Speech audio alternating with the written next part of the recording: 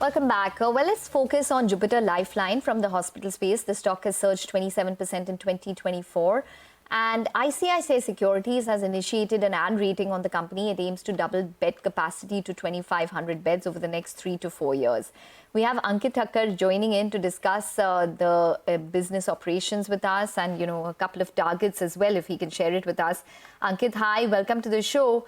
Well, just wanted to start with the fact that, the company has this particular niche that it operates in, where it focuses on these micro markets, which is particularly in the western part of the country.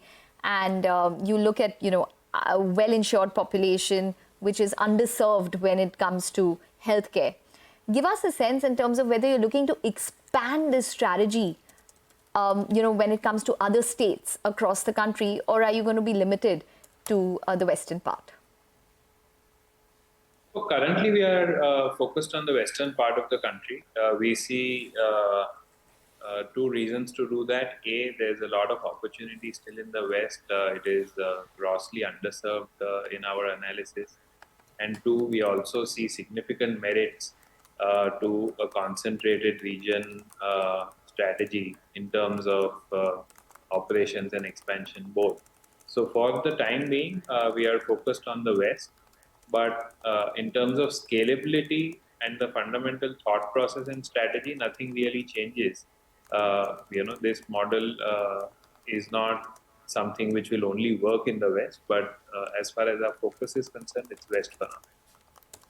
All right, your focus is west for now. What about, business in the very near term? Of course, the third quarter will be seasonally weak because due to festive seasons, there aren't a lot of elective things that happen.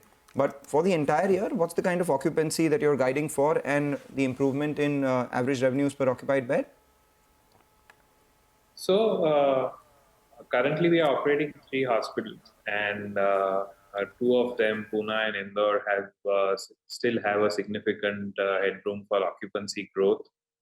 We are in mid 60%, I think, in Pune, and Indore we were just approaching 60%, but now we are adding more beds. So we are adding about 75, 80 odd beds, which should be ready in the next quarter, which will help us to again, have more capacity, which we can utilize for occupancy expansion. On the ARPOB side, there will be predominantly inflation-linked ARPOB growth in all the units. Indore will have a little bit more scope with better case mix going forward. That should be the ARPOB story. Okay, so you're expecting good amount of inflation-linked ARPOB growth at this point in time. You do have a lot of this capex coming up, 2,200 to 2,500 beds. How exactly are you planning to fund it? So we still have some cash on our books. We are still sitting on about 300 odd crores on our books, and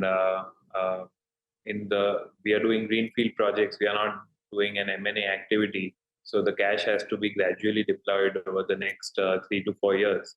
So our internal accruals, which we'll generate over the next few years, along with our cash reserves, we believe should be largely sufficient for our current expansion activity.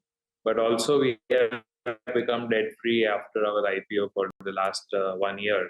So if necessary and if there's a good opportunity, we are also open to taking some debt to fund that. All right, Ankit, thank you so much for joining in and giving us your view in the very near term. Short discussion, but of course, we'll keep coming back to you as and when we get updates on the business itself. Take a short break, come back. On the other side, we have Manisha Gupta joining in with MJ Khan, who's the chairperson at ICFA. Stay tuned.